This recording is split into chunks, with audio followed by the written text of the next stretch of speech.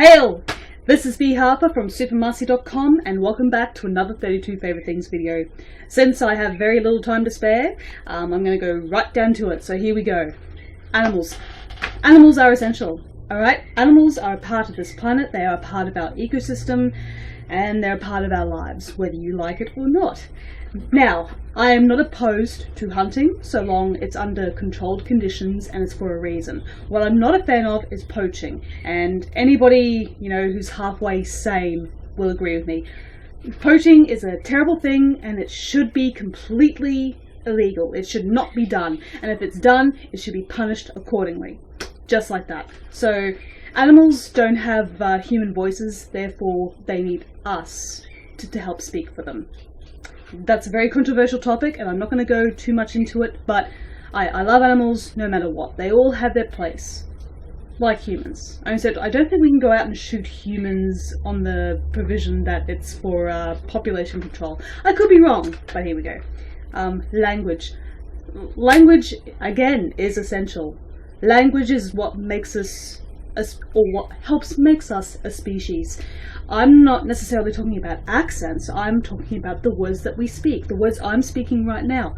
It took thousands of years for us to build up this vocabulary, to think once we communicated with a series of grunts and sounds and,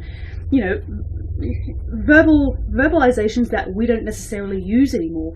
Now it's evolved into words, it's evolved into complex vernaculars that span all over the world in their own different categories. It's incredible.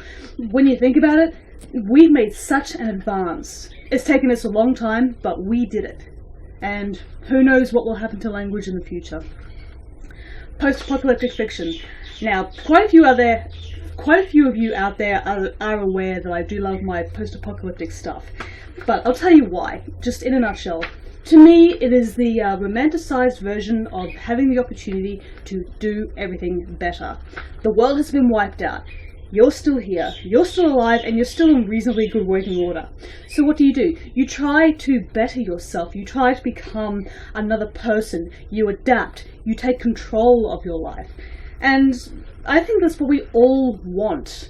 And sometimes it's sad to think that it would take a massive catastrophe in order to do it, but that's the best part of post-apocalyptic fiction. Like, you can do it in your head, you can think about it as much as you want. I mean, nobody wants the world to end right now, because I know I don't, but well, if a comet comes into Earth, that shit happens. But if it's something to do with how humans destroy the Earth, don't do it, guys. Please don't. Let's just stick to our books and let's just stick to all these wonderful pieces of fiction, video games, television, because it all comes back to us wanting to do better for ourselves and quite possibly for the rest of us as a species. Next up, space. It truly is the final frontier. Who knows how long space can go for? Who knows how much is out there beyond our galaxy? It is incredible to think that there are worlds upon worlds out there that we haven't even thought about. Which brings me to my next point, alien life forms. I refuse to believe that we are a fluke. I refuse to believe that the evolution of humans was just solely out of pure dumb luck. I believe there has to be something out there. They may not necessarily look like us. They may look completely different. But I refuse to believe in my heart of hearts that we are the only life out here. Of course, we're probably not going to visit all these worlds beyond our galaxy in my lifetime or your lifetime, or even the lifetime that comes after mine. But I hope that humanity can aspire to go out there and explore. But here's the thing. How can we truly expect to make great massive leaps for our kind if we are still sort of stuck with a couple of the troubles that's going on now? I'm talking about, mass murder, shooting, all that terrible stuff that's going on at the moment. We need to sort of, pull our socks up and think about the bigger picture. And out there is the biggest picture that you can think of. It's incredible to me. Space is immeasurable. It is just mysterious and it's frightening. Boy, is space frightening. I remember seeing Gravity. I remember a woman turning to a boyfriend in the movie afterwards. She said, "This is why I don't want to be an astronaut." But all the same, if we are meant to go out there, we will go out there. So long as we get our shit together. Alright, nightmares. Nightmares are important to writers. I am not a published author myself. I know quite a few people who are, and a lot of their inspiration comes from, either, other pieces of fiction or from their own imaginations.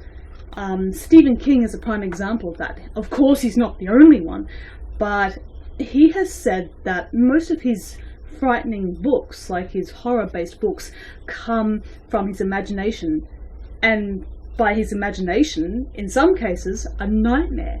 A nightmare that he woke up having, just absolutely shaken and scared. But it's something that stayed with him, and it's something that he turned into a physical piece of work. He channeled all that horrified energy onto the page for you to read it.